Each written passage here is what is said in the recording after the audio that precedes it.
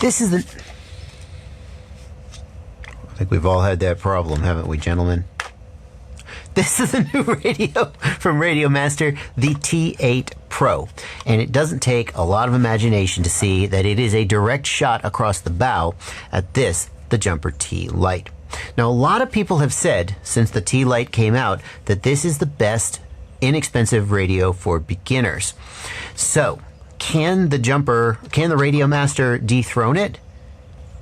I'm Joshua Bardwell, and you're going to learn something today.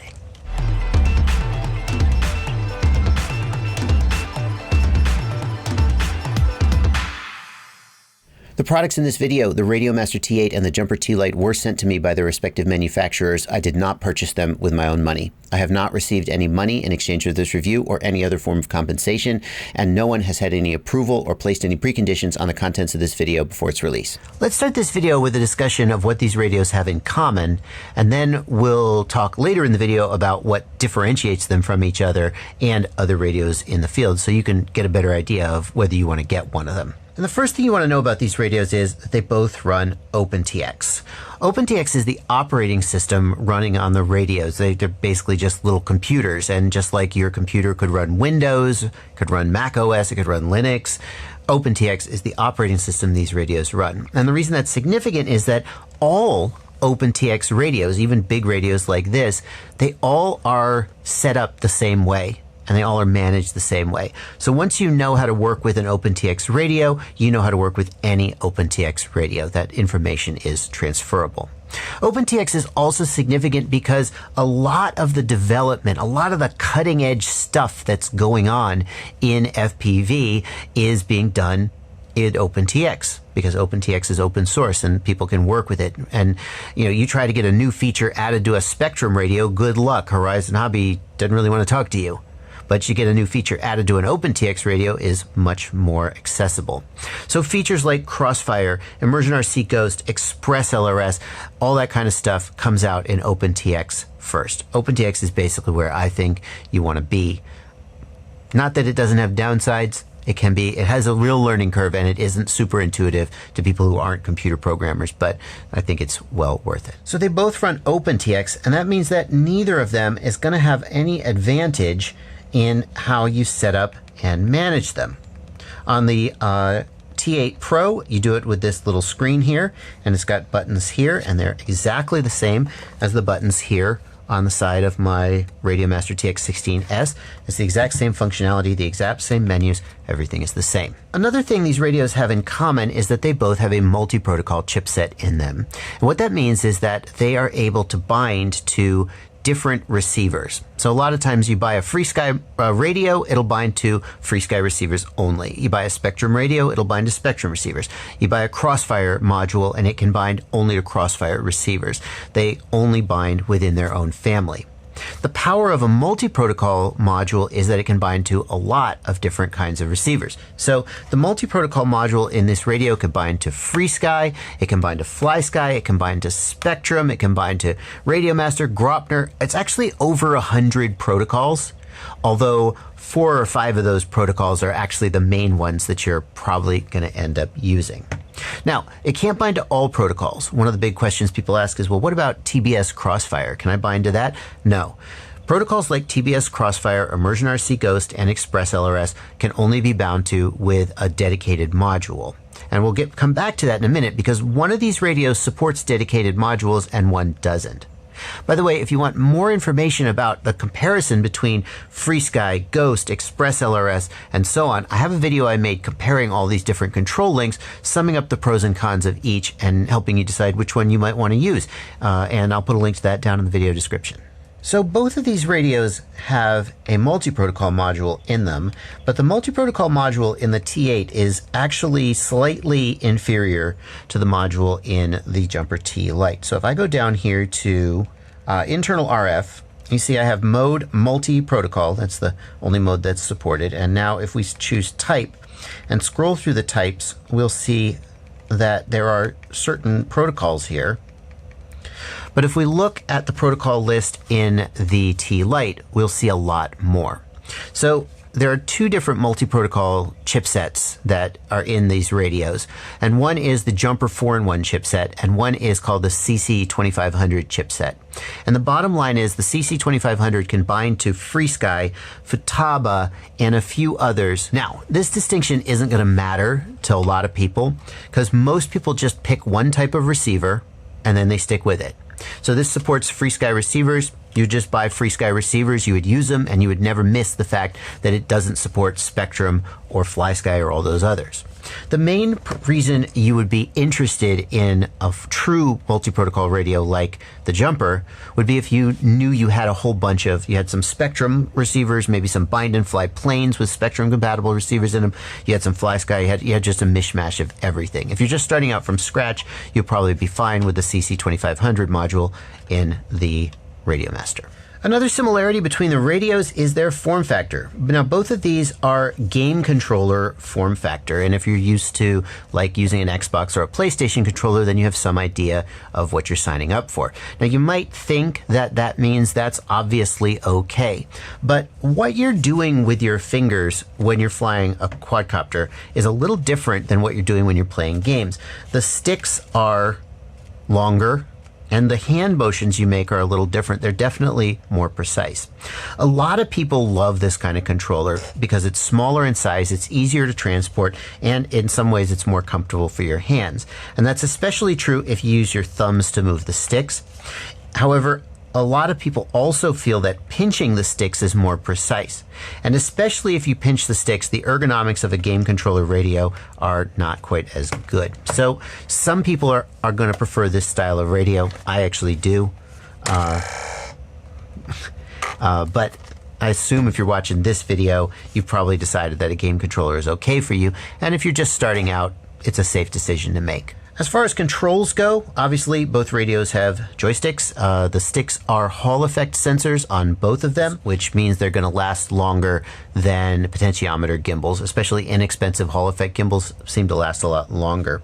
As far as just general stick feel goes, I've always said I'm not a gimbal snob, so I usually don't weigh in very much. But I have to say the gimbals on the Jumper feel noticeably smoother.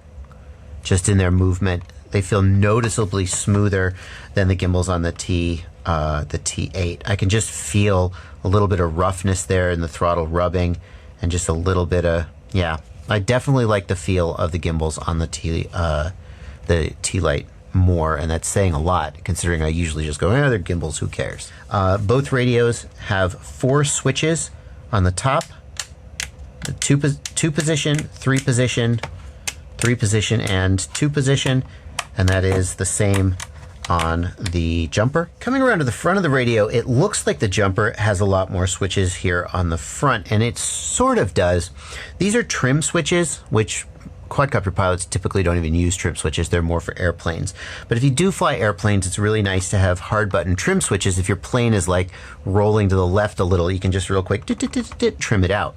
The Radiomaster puts the trim switches up here, which it's nice that there are hard buttons for them, but like again, if you're flying your plane and you need to just trim it out real quick, it's going to be a little more difficult to reach up there and do it, although not impossible. Both of the radios have a USB-C plug, and that can be used to connect the radio to your computer.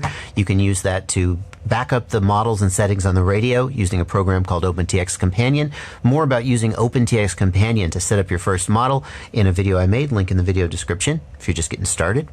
They can also be used to plug in and use the radio as a game controller on your computer. So if you are practicing in the simulator, you can actually plug this into your computer and fly in the simulator using the exact same controller you fly in real life, which is pretty cool. With all of that out of the way, let's talk about some of the major differences between these guys. And this is where I think we're going to start to see one of them take the lead. Here's a big difference. The screen on the Jumper T-Lite is built into the radio, and it is a little bit smaller than the screen on the Radiomaster. In addition, the screen on the Radiomaster can be disconnected. Can you do it? Can you hot swap it? Let's see. You just pop this little guy off here. There you go. That's pretty freaking cool, because most of the time when you're flying, you're just flying. You're not screwing around with your screen. So why not just leave it off and just do it like this? You can buy a version of this radio that's a little bit less expensive without the screen. I personally wouldn't do that, because the only way to configure it then is going to be to plug it into your computer, and you would think that would be better. But in a lot of ways, it's actually more annoying, and it's easier to just set it up and make little configuration changes on the screen. So I would definitely get the Pro version of this with the screen included. The Jumper is powered from an 18650 lithium-ion cell that is in an external bay. It does have internal charging via the USB port. The Radiomaster has a built-in 1000 milliamp hour 1S battery and is also charged via the USB port. In terms of battery life, most 18650 cells are more than 1000 milliamp hours. They're nominally 3000 if you buy a really good one, and maybe 1500 milliamp hours if you buy a cheap one that isn't so good. So I think we could expect that the Jumper is going to get longer battery life than the Radiomaster, especially if you buy a really, really good quality cell. The other advantage of the way Jumper does it is that if your battery dies in the middle of flying, well, you could just pop it out and put another one in. So that's nice. The disadvantage is that if you put the battery in backward, you fry the radio. Yeah, there's no reverse polarity protection. So be really careful. I mean, this isn't a Jumper review, but be really careful if you have a Jumper not to do that. Can't make that mistake with the Radiomaster because the battery's built in. The Jumper has an external antenna. The Radiomaster has an internal antenna. The advantage of the external antenna is you typically will get a little better reception. The advantage of the internal antenna is that it's easier to pack and more difficult to break. You can remove the Jumper's external antenna if you need to pack it away, but having the antenna off when the radio is powered up will permanently damage the radio, so that may not really be seen as a plus. The Radiomaster is certainly more of a just like throw it in your bag and forget it radio, whereas the Jumper is just a little bit more likely to break. Another big difference between these radios is that the Jumper T-Lite comes with this little adapter. And if you go watch my review of the T-Lite, you can see me install the adapter. This enables you to install an external module on the back of the radio. Now, if you're just getting started and you're just going to fly FreeSky or Spectrum receivers, that doesn't really matter. But if you're in this hobby long enough, you probably will eventually graduate out of that. Because FreeSky and Spectrum, they could go 1 or 2 kilometers, and you start putting some trees or buildings in the way, and you just fail safe. Whereas protocols like Immersion RC Ghost, TBS Crossfire, TBS Tracer, and Express LRS can go tens of kilometers. And even if you don't plan to fly tens of kilometers, the ability to just fly around your local park and never even think about fail-safing is a big, big advantage. There are other advantages to those protocols. And again, I got that video linked down below that compares and contrasts them if you want to get more in depth about that. So on the T-Lite, you can install an external module to expand it to one of these advanced protocols. But on the Jumper T8, you cannot. And you may be thinking, well, what about this little thing here? Isn't that for external modules? No, that is only for the screen. That is it. And that starts to move us in the direction of deciding who's the winner. Because these two radios are pretty close in price, but one of them is less expensive and one of them clearly has more functionality than the other. So the Radiomaster is about $90. Now that's for the version, the Pro version with the screen, but like I said, that's really the version I would suggest that you get. But the Jumper is $75, and that's for the Pro version with the full 4-in-1 module. The version of the Jumper with the CC2500 chip in it that only supports, that's the chip that's in this radio, that only supports FreeSky, that one is $65. Now you do have to add in the fact that you got to buy a battery. So let's say that the Jumper T-Lite with the CC2500 chip and a battery is about $75. That's still $15 cheaper than this radio, than the Radiomaster.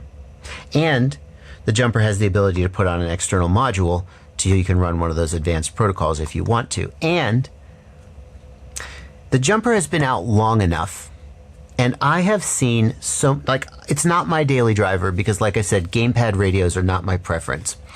But I have seen a surprising number of people other reviewers, other professionals in the FPV field say that they love this radio so much it's become their daily driver. People who could be using a big expensive $150, $200 radio are choosing this instead. They like it that freaking much. Now, I'm not going to name names because I don't want to call people out, but that has been really compelling to me. On paper, this radio wins because it's less expensive and has more capabilities. And the only thing you would then ask is, well, what if it's got some hidden defect that only comes out after you've been using it for 6 months? But you got these other YouTubers and pros who are using it as their daily driver, and they seem really freaking happy with it. This is not a perfect radio. You can watch my full review of the Jumper T-Lite to see some of the problems with this radio. But overall, this is a very, very good radio. This is also a very good radio, but objectively, the Jumper T-Lite, I think, has everything that the T8 Pro has, except the screen on the T-Lite is a little smaller. It has everything that the T8 has and more at a lower price. So that sums up my review of the Radiomaster T8. I don't see why you would buy the T8 over the Jumper T-Lite. Hey there, folks. Joshua from the future. I think I know what's going on with the T8's pricing, and I think you need to keep this in mind as you're comparing these radios. As of right now, we are just starting to see prices increase in the last 2 months due to the global semiconductor shortage.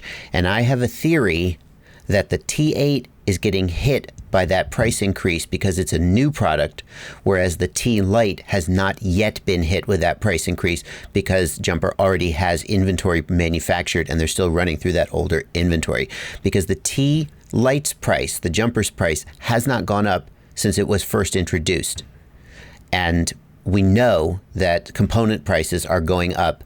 So I think if you're watching this 6 months from now, or maybe 9 months from now, you're going to want to redo this price comparison, because I think the price of the T-Lite may go up, just like the price of all electronics are going up in this world. And if you're watching this 3 years from now, well, I don't know why you're watching it. There's probably better radios out there, but hopefully, can we get graphics cards yet? Please, can I have a 40,000 series card? Whichever one you decide to get, there are links down in the video description to these products. I'll put links to the Radiomaster, and as a courtesy to Radiomaster, I will not put links to the Jumper T-Lite, but I will put a link to my review of the T-Lite, and it has links to those T-Lite on it, so you can decide for yourself. Those links are affiliate links, and if you're new here and you don't know what that means, it means that you click that link, it takes you to a store, you shop at the store, you check out, and I get a little commission. It's an easy way for you to support the channel. Doesn't cost you any extra money or anything. Yeah, it's really much appreciated. Thank you so much for watching. That's going to do it for this video. Happy flying. You guys, I don't know where I am, and I don't know what's going to happen, but if I don't make it out of this, I just want to know that you subscribe to my channel, or maybe join my Patreon, or click one of these videos I picked out for you.